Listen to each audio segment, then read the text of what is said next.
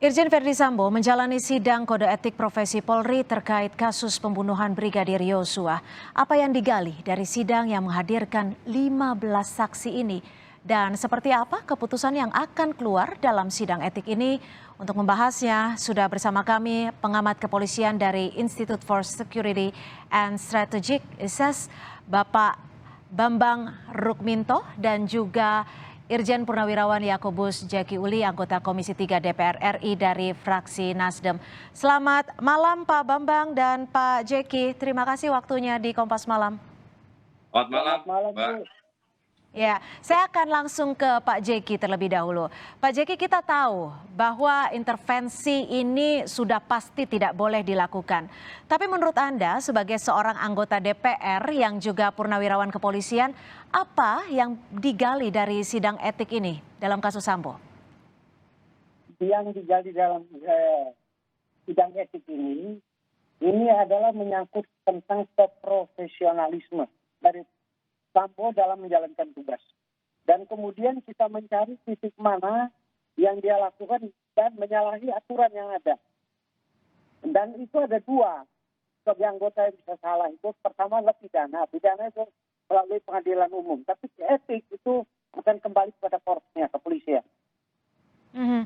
Tapi biasanya untuk kasus seperti ini apakah memang sidang kode etik yang terlebih dahulu dilakukan sebelum sidang pidananya? Begini, kebiasaannya sidang etik dilaksanakan dulu akan melahirkan rekomendasi putusan bahwa yang bersangkutan itu dipecat atau tidak sebenarnya di situ. Itu lebih banyak sidang etik di situ. Sehingga waktu dijatuhkan hukuman pidana kemudian itu akan disebutkan bahwa hukuman etiknya sudah dilakukan dan dia dipecat tidak dengan hormat. Kira-kira begitu. Oke. Pak Jeki, saksi yang dihadirkan ini bisa dikatakan cukup banyak, ada 15 orang. Apakah ini suatu hal yang lumrah atau sebenarnya bisa diputus hanya dengan menghadirkan 3 atau 4 saksi saja? Begini, Bu.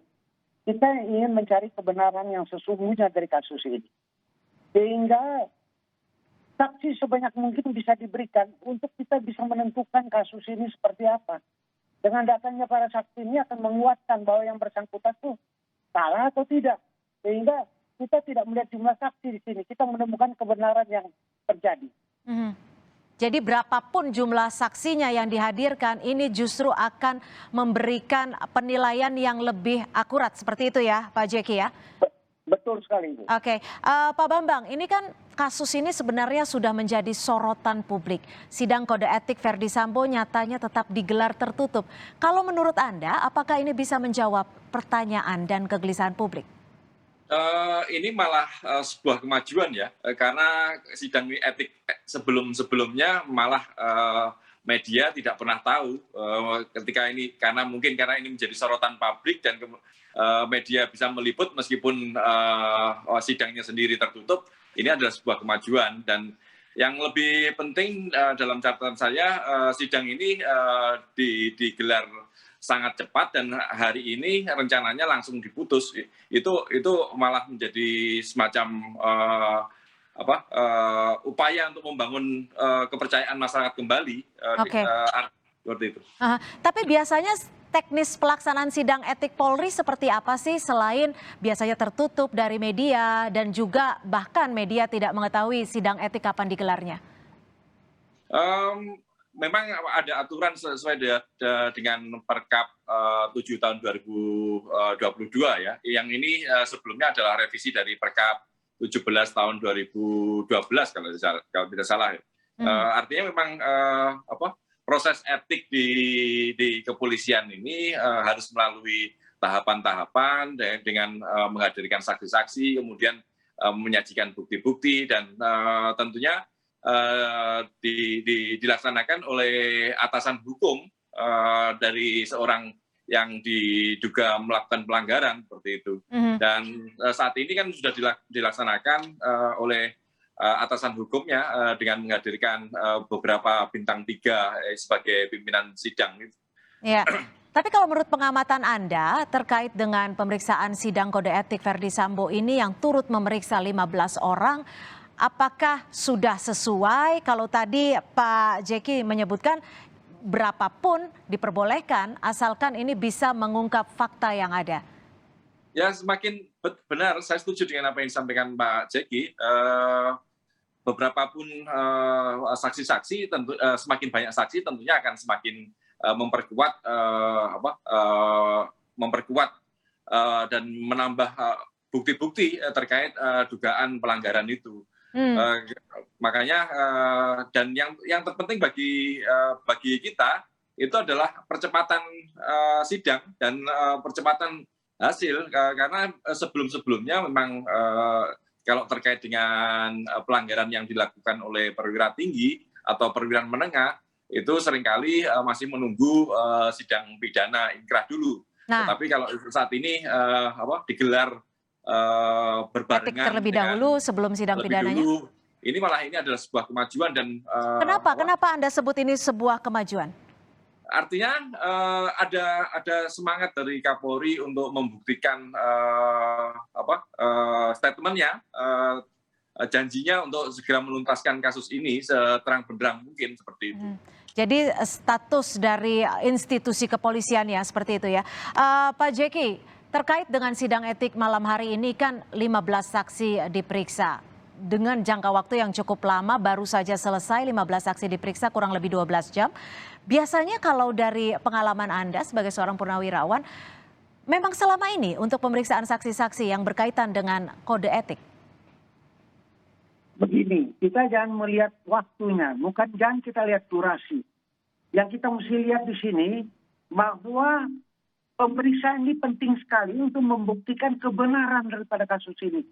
Kalau Ibu mengikuti perkembangan daripada kasus ini cukup rumit. Cukup rumit saya katakan karena ada skenario pertama yang kemudian dinyatakan itu tidak benar. Kemudian ada skenario kedua.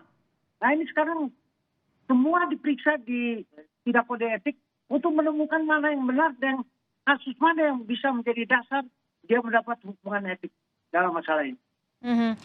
Kemarin dalam RDP Komisi 3 juga disebutkan bahwa ada perbaikan di tubuh Polri. Apakah ini termasuk bagian dari perbaikan di tubuh Polri menurut Anda? Akan diberi rekomendasi oleh DPR Komisi 3 perbaikan struktur maupun kultur waktu itu ya kemarin disampaikan itu lebih banyak menekankan pada perbaikan yang mesti dilakukan pada saat sudah kasus ini berjalan. Jadi bukan serta-merta apa yang dilakukan dalam kode etik ini merupakan suatu kemajuan. Sebenarnya itu wajar. Kalau ini mesti dilihat dari kode etik itu menentukan orang ini tepat atau tidak di kepolisian, maka diadakan kode etik sebelum inkrahnya keputusan daripada sidang pengadilan. Pak Jeki, tapi menurut Anda apa sih sebenarnya yang difokuskan dalam pemeriksaan ataupun sidang kode etik malam hari ini? Apakah memang pure dari dugaan pelanggaran yang dilakukan Verdi Sambo atau termasuk sekalian mencari informasi siapa-siapa saja yang terlibat? Begini, Verdi Sambo sekarang dihadapkan pada sidang kode etik. Saksi-saksi dipanggil. Itu sebenarnya tujuan untuk mencari tahu apakah Verdi nanti kemudian dijatuhkan hukuman etik sesuai atau tidak dengan keterangan para saksi yang ada. Karena kita ingin menempatkan posisi kasus ini yang sebetul-betulnya. Dan sekarang Verdi Sambo sudah dihadapkan. Jadi kita sedang mencari masukan-masukan data-data bagaimana yang dia lakukan selama ini yang dianggap menyalahi etika dalam profesionalitas pekerjaan. Oke, tapi kalau untuk teknis pelaksanaannya sudah tepat dan sesuai dengan tata cara sidang etik ya Pak Jeki? Oh, sudah. Kalau itu kan orang hakim yang mengadili etik itu juga sudah diberitahu beberapa hari sebelumnya untuk mereka jadi bekerja untuk mengadili orang. Baik, kita masih akan melanjutkan dialog terkait dengan sidang kode etik Verdi Sambo. Untuk itu tetaplah bersama kami di Kompas Malam. Saudara, hingga malam ini sidang kode etik Irjen Verdi Sambo masih digelar, 15 saksi sudah diperiksa dan saat ini masih mendengarkan kesaksian ataupun penjelasan dari Irjen Verdi Sambo. Kita akan kembali berdialog bersama pengamat kepolisian Institute for Security and Strategic, Pak Bambang Rukminto, dan juga Irjen Purnawirawan Yakobus Jeki Uli, anggota Komisi 3 DPR RI. Saya akan ke Pak Bambang terlebih dahulu. Pak Bambang, ini dari pengamatan Anda nih, apakah ada penanganan yang berbeda terkait dengan sidang etik di kasus Verdi Sambo jika dibandingkan dengan sidang etik Polri lainnya? Perbedaannya jika memang ada, apakah jauh lebih baik atau bisa dikatakan sama saja? Ini malah lebih baik ya. Kalau kita melihat terkait kasus yang menjadi sorotan masyarakat seperti kasus Brotoseno yang beberapa waktu yang lalu mencuat, itu malah sidang etik digelar setelah 3 tahun Brotoseno menjalani hukuman, dan hasilnya pun Brotoseno diaktifkan kembali dengan alasan prestasi. Makanya kalau sekarang sidang Irjen Sambo ini digelar saat ini, bahkan sebelum ada sidang pidana, ini adalah sebuah kemajuan yang sangat bagus. Dan kalau nanti ada keputusan yang bisa diterima oleh masyarakat, ini menjadi titik balik, titik awal maksudnya, titik awal dari reformasi kultural, dan akan menjadi presiden positif. Bahwa penegakan aturan di internal ini benar-benar dilakukan secara transparan dan akuntabel seperti itu. Jadi memang hasil dari penyelesaian kasus ini menjadi pertaruhan ya, karena ini kan kasus pembunuhan yang melibatkan polisinya polisi, tentu citra kepolisian menjadi taruhannya. Apakah Anda melihat penanganannya sudah cukup transparan dan akuntabel? Ya, sidang inilah yang akan membuktikan transparan, akuntabel atau tidak. Makanya ketika itu nanti diumumkan status Pak Sambo, ini juga harus disertai dengan pengungkapan apa saja kesalahan-kesalahan yang sudah dilakukan dan pelanggaran-pelanggaran etik yang sudah dilakukan oleh Sambo. Ini toh juga masih berproses dengan terduga yang lainnya, personil pelanggar yang lainnya. Kalau itu terus dilakukan oleh kepolisian dan terus dikawal dan terbuka, ini saya rasa akan bisa memulihkan kepercayaan publik kepada kepolisian kembali. Oke, dikawal dan terbuka. Pak Jeki, biasanya kalau dari, kita tahu ya, kita tentu masih akan menunggu pernyataan resmi terkait dengan hasil dari sidang kode etik. Tapi kalau dari sidang kode etik, biasanya apa sih yang menjadi bahan-bahan pertimbangan, baik itu yang memberatkan ataupun yang meringankan? Jadi begini, sidang kode etik ini lebih banyak dia bersinergi dengan kelakuan, tingkah laku, etika dia selama dia bekerja menjalankan tugas sebagai polisi. Jadi sidang ini akan melihat berat ringannya, kita lihat pada tindakan yang dia lakukan sebagai anggota polisi dalam keterlibatan yang bersangkutan di kasus ini. Jadi kalau berat misalnya dia kan mesti menjadi contoh, ini etika di situ. Dia bisa menjadi contoh. Apakah bisa dibuktikan? Dia tidak bisa menjadi contoh dalam kasus ini. Ini akan digali di situ nantinya. Apakah dia profesional? Misalnya sebagai seorang polisi, mesti membunuh orang, dia memerintahkan. Nah ini bisa dilihat. Kalau misalnya tidak profesional dia lakukan, maka juga akan memberatkan kasus itu. Saya lihat dari kasus yang ada sekarang, saya tidak mau mempengaruhi keputusan daripada Dewan Kode Etik, tetapi saya yakin bahwa Dewan Kode Etik akan menjatuhkan hukuman yang sesuai dengan apa yang dia dapat dari penelusuran yang dia lakukan selama hampir 12 jam. Oke, kalau penilaian terkait dengan prestasi-prestasi sebelumnya, sebelum peristiwa ini terjadi, apakah akan menjadi pertimbangan juga?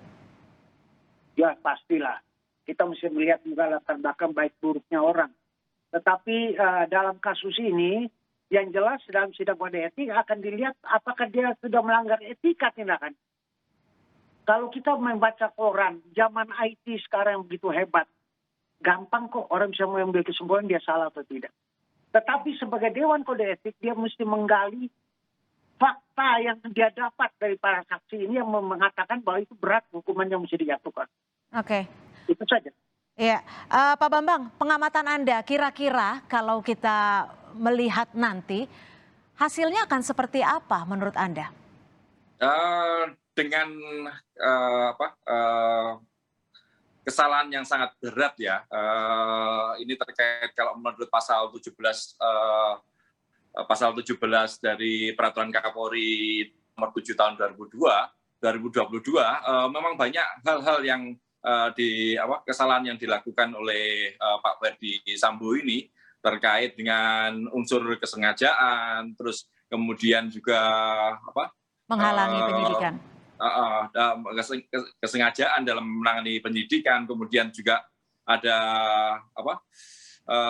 terkait dengan kepentingan publik, terus merusak nama institusi, kemudian terkait juga dengan pemufakatan jahat, dan yang lebih paling berat adalah secara probabilitas ya, kemungkinan bahwa dia melakukan tindak pidana pembunuhan yang ditersangkakan dengan pasal 340 itu memang sudah ada gitu loh. Makanya sanksi paling berat di internal kepolisian terkait etik ini adalah PTDH, pemberhentian tidak dengan hormat, sepertinya akan dilakukan gitu. Dan menjadi masalah kalau sanksi ini tidak dilakukan, dan ini akan menjadi bumerang bagi institusi Polri. Iya, bagi Kapolri terutama, karena artinya bola ini nanti akan dikembalikan ke Kapolri oleh sidang etik gitu. Dan ini tentunya akan merusak citra Kapolri dan merusak citra institusi seperti itu. Oke, terakhir saya akan ke Pak Jeki. Pengawasan seperti apa terkait dengan sidang kode etik ini dari Komisi 3 DPR? Komisi 3 DPR meminta baik etik maupun pidana nanti kita akan awasi. Bentuk pengawasan daripada DPR, pertama tentu kita akan melihat persidangan itu baik melalui sarana media apapun. Apakah langsung juga datang ke situ bisa terjadi melihat jalannya sidang ini. Jadi DPR mewakili rakyat akan melihat bagaimana kita menjalankan perintah rakyat, di antaranya di Komisi 3 itu bagaimana politik membawa cara hukum yang benar yang bisa diperlihatkan kepada masyarakat. Baik. Sebab Komisi 3 berkaitan dengan hukum dan HAM. Terima kasih. Oke, jadi memang pengawasan tetap dilakukan baik itu sidang kode etik maupun sidang pidana yang mungkin nanti akan dilakukan setelah P21. Pak Bambang, menurut Anda menyatakan bahwa ini sudah jauh lebih baik penanganannya, sudah dinilai transparan. Tapi bagaimana Polri bisa mewadahi keinginan publik untuk lebih transparan lagi? Sistem terkait pengawasan, kemudian juga ada pembagian kewenangan, itu yang harus dilakukan segera ya. Tidak perlu menunggu lama dan menunggu kasus ini selesai, tapi saat ini sudah harus ada perombakan-perombakan besar. Salah satunya adalah bersih-bersih di internal Kapolri dari. Tapi kan mutasi sudah diberlakukan nih. Ya, mutasi saja tentunya tidak cukup gitu loh. Tapi yang lebih penting adalah bagaimana membangun sistem, bukan hanya memindahkan personil saja, tapi membangun sistem kontrol yang lebih kuat gitu. Tanpa ada sistem kontrol yang kuat, terus tidak ada pembagian kewenangan yang jelas, ini nanti akan muncul lagi faksi-faksi seperti Sambo ini lagi gitu. Dan kita tentunya masyarakat tidak berharap hal-hal seperti ini akan terulang gitu. Makanya selain di internal, harapan kita juga ada political will dari pemerintah atau mungkin dari legislatif, dari DPR untuk membuat tekanan atau membuat perubahan yang lebih kuat dan mendorong reformasi kepolisian ini. Baik, jadi ada pengawasan dan tentunya DPR akan terus melakukan pengawasan ya, karena kemarin kita sudah tahu bahwa ada 2 kesimpulan yang diinginkan DPR untuk perbaikan di tubuh Polri, termasuk revolusi mental. Terima kasih Bapak Irjen Purnawirawan Yakubus Jeki Uli, anggota Komisi 3 DPR RI dari fraksi Nasdem, dan juga pengamat kepolisian Institute for Security and Strategic, Bapak Bambang Rukminto. Terima kasih, selamat malam Bapak-Bapak. Terima kasih Bu. Selamat malam.